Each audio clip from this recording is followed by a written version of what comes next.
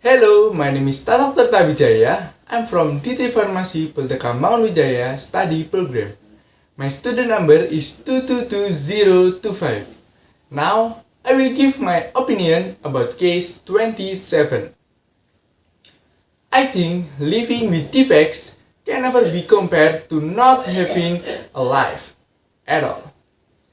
Every person has the right to live, not the right not to live.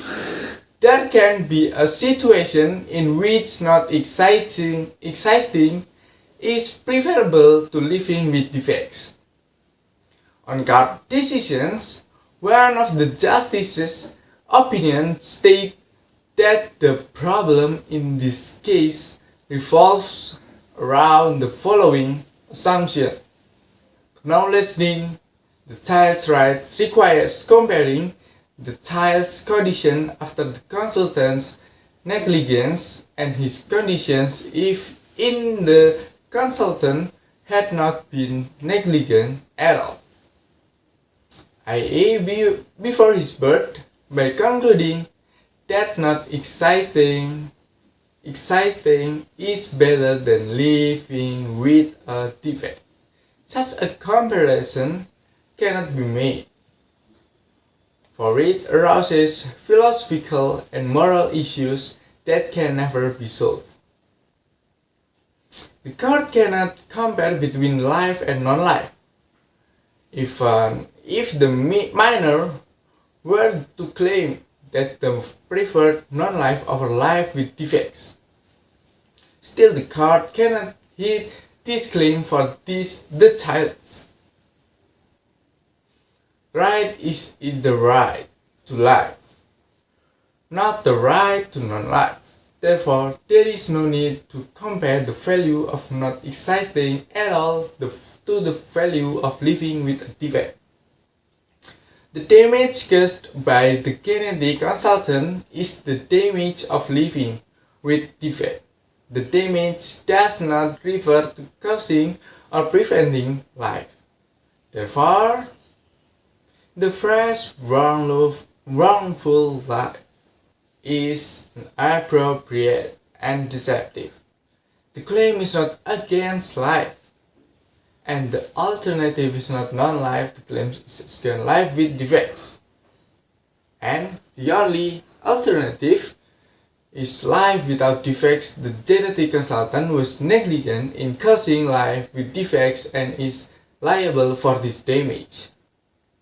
Every person has the right to live with dignity. This right is fundamental and inherent in each human being, as established in Article 3.1 of the Universal Declaration on Bioethics and Human Rights. Human dignity, human rights, and fundamental freedoms are to be fully respected. There are situations in which babies are born with genetic deformities unrelated to medical procedure. Some will describe this as an act of God. Others will call it fate. But it's clear that the defect was not caused by an act or permission by the medical staff or anyone else. However, if this disability was not detected by the physician during pregnancy when he should have found it, the child might.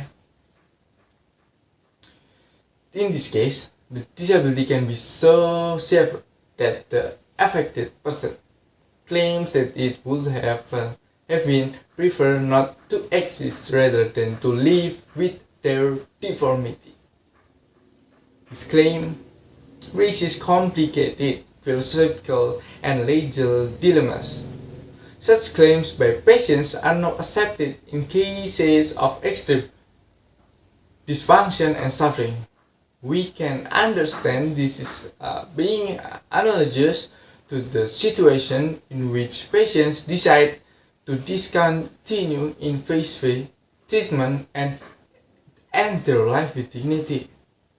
Similarly, we must honor someone who claims they would rather not have been born than to have born with their defect. On the other hand, accepting such claims raises an ambiguous issue, since this human being, the child, would be unable to show the medical stuff in he was not born. The only possibility for him to show was the mere fact that he was born. Hence, if he was not born as he claims, he would not be able to show, since he would not have been a human being. By some, he cuts the brain sides on, therefore we cannot accept such a claim. One of the most serious ethical questions in this case is the need to evaluate the harm to the child.